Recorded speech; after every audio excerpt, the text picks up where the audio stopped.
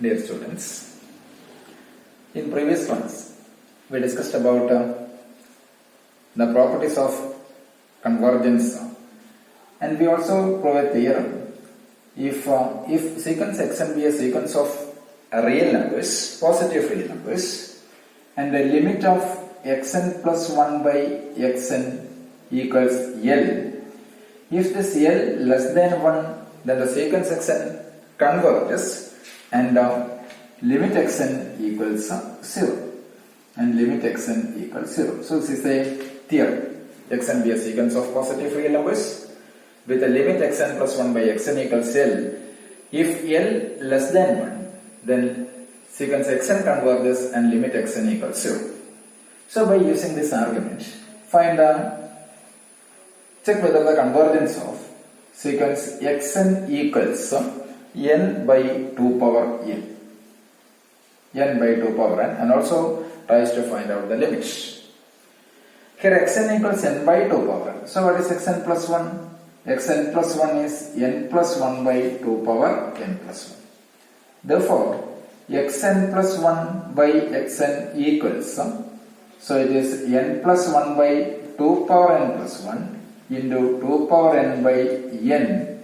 So 2 power n by n, that equals n plus 1 by n plus 1 by 2n. That means xn plus 1 by xn equals n plus 1 by 2n, means 1 plus 1 by n all divided by 2. Taking n outside from numerator and cancelling, so it is 1 plus 1 by n by 2. Therefore, what about the limit of this one? So limit of xn plus 1 by xn equals limit of 1 plus 1 by n by 2. Limit 1 plus 1 by n by 2 is 1 by 2. So it is strictly less than 1. So according to this argument, limit xn plus 1 by xn is less than 1. So we can conclude that sequence xn converges and limit xn equals 0. What is limit xn? That means limit, what is xn? Xn means n by 2 power n. So limit n by 2 power n equals 0. Enough. Now consider the sequence.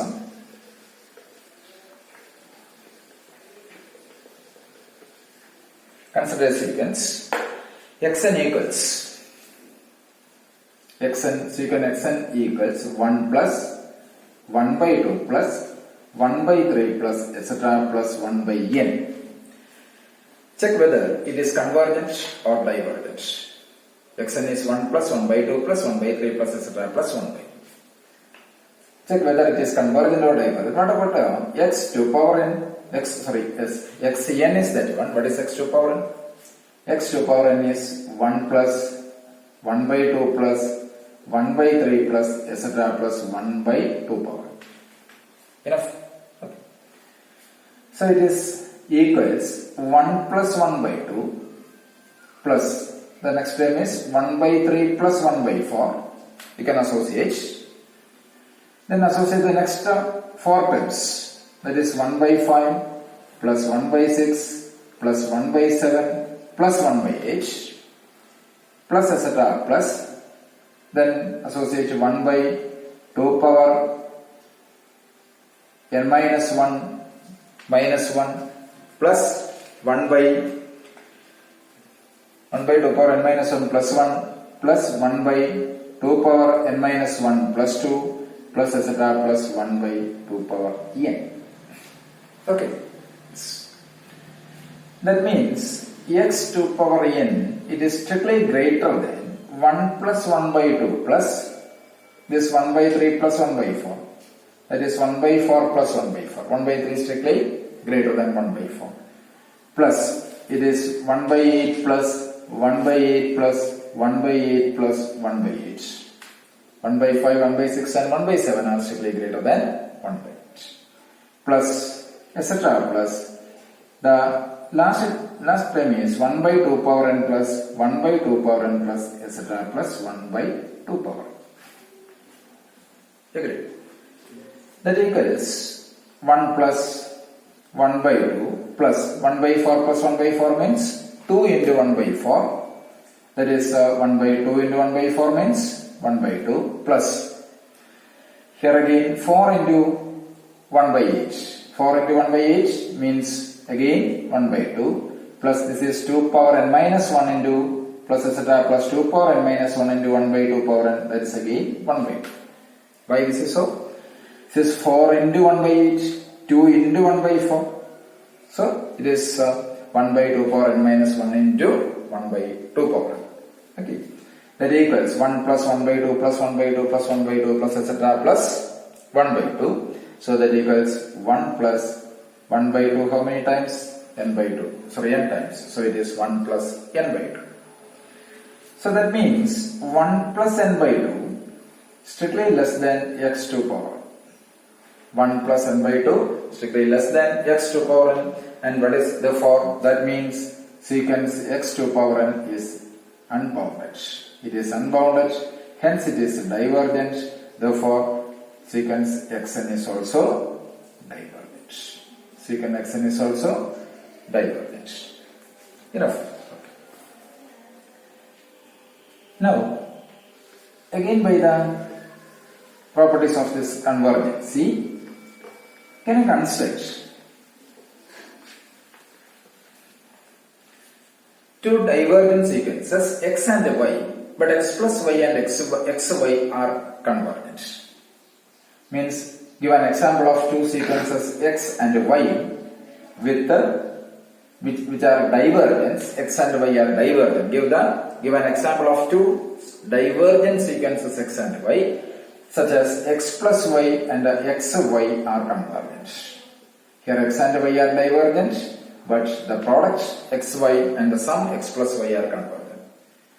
Can you give an example? Consider a sequence x. X equals 0, 1, 0, 1, 0, etc. Construct y. Y equals 1, 0, 1, 0, 1, 0, etc. Both sequences are divergent. Okay? Sure. So we already stated that.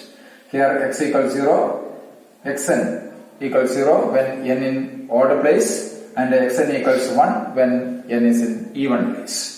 And y is a sequence. Xn equals 1 when n is in odd place and 0 when n is in even place.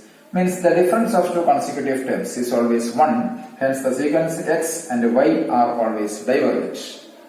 But what is x plus y? X plus y is 1, 1, 1, etc. So it's a constant sequence. Constant sequence is always convergent. Enough. What is xy? Take their product 0, 0, 0, etc. That's also a constant sequence which is also convergent.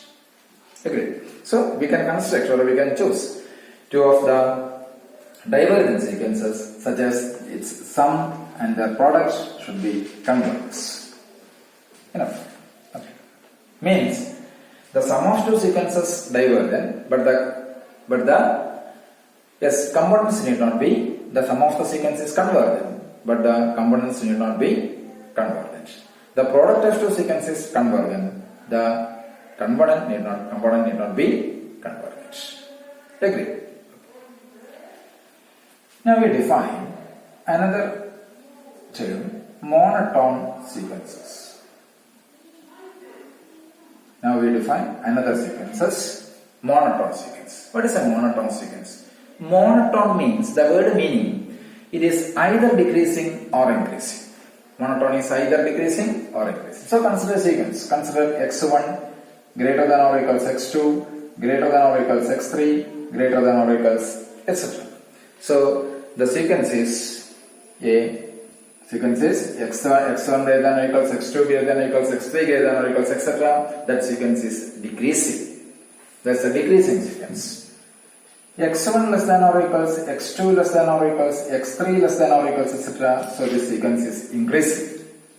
The first sequence is a decreasing sequence and the second sequence is an increasing sequence. So if a sequence is either increasing or decreasing, if a sequence xn is either it is increasing or it is decreasing, then the sequence is said to be a monotonic sequence. The first sequence is said to be monotonically decreasing. Second sequence is said to be monotonically increasing.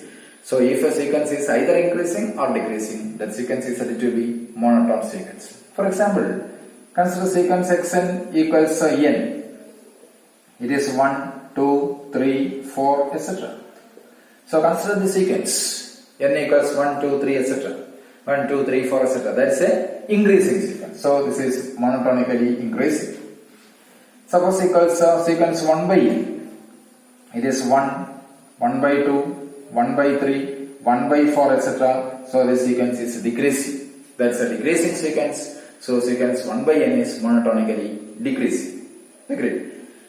Now consider another sequence a square, a cube, a raised to 4, etc. What about this sequence?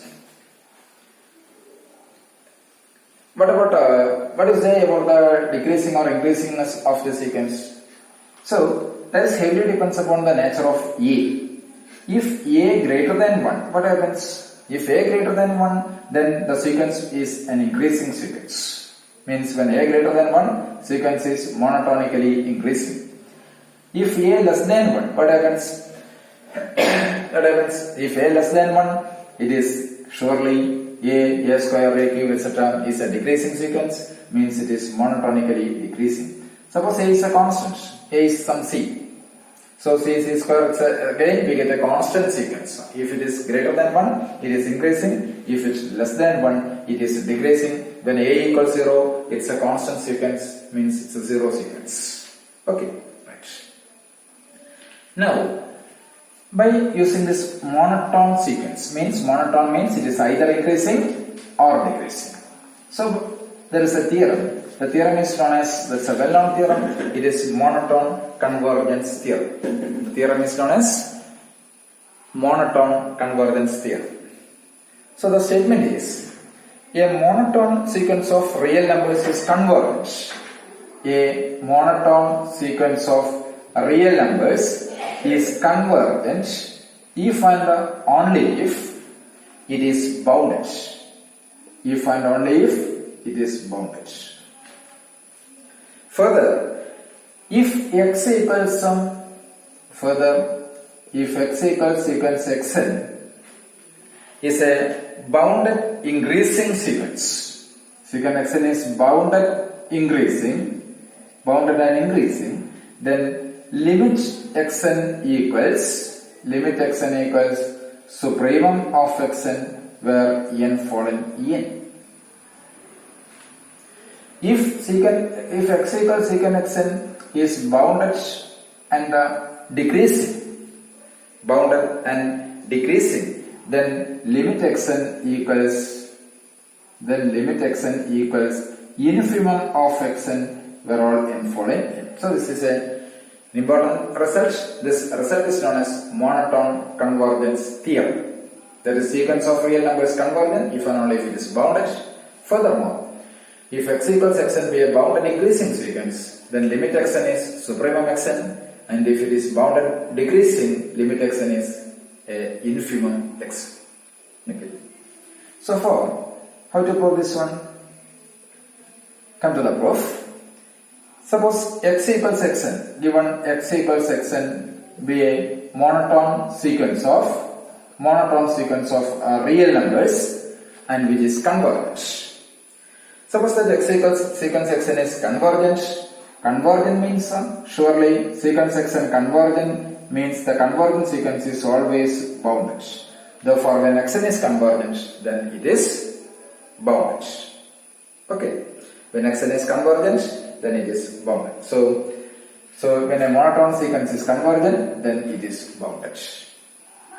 Agree. Now how to prove the second part? If x equals sequence xn is bounded and increasing, then to prove limit xn is supremum of xn. How? Again, assume x equals sequence xn is bounded. It is convergent and bounded and increasing. It's a bounded sequence means sequence xn is bounded, then which is both bounded above and below.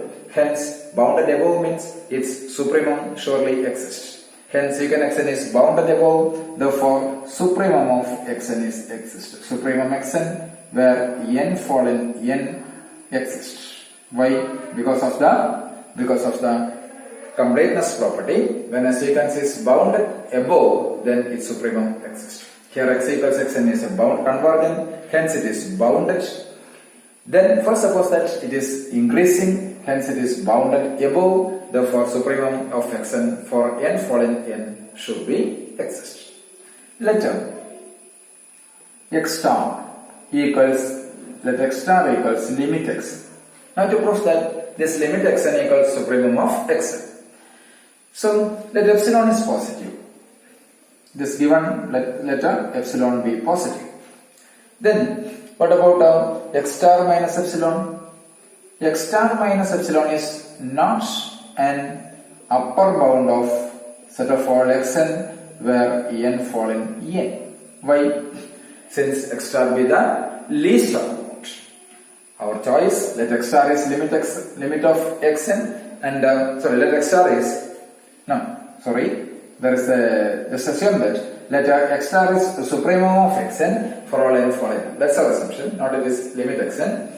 Let x star equal supremum of xn for all n following n. Now to prove that this x star is limit xn. Okay, so let epsilon is positive. Since x star is supremum means least upper bound, x star minus epsilon is not an upper bound.